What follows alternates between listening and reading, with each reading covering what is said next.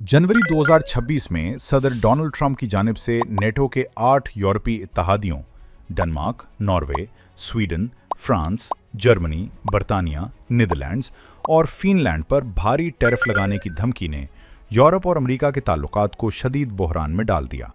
Trump ने ऐलान किया कि डेनमार्क ने ग्रीनलैंड अमेरिका को फरोख्त न किया तो फरवरी से 10% और जून तक 25% तक टैरिफ बढ़ा दिए जाएंगे।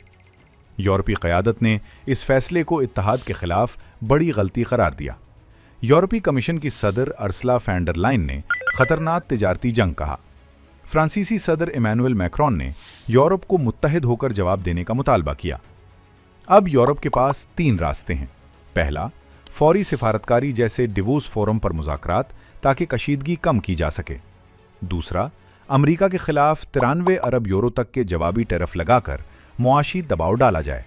तीसरा, यूरोपीय यूनियन का एंटी कोअर्शन इंस्ट्रूमेंट यानी ट्रेड बजूका इस्तेमाल किया जाए, जिसके तहत अमरीकी कंपनियों को सरकारी ठेकों, डिजिटल सर्विसेज और सरमायाकारी से रोका जा सकता है।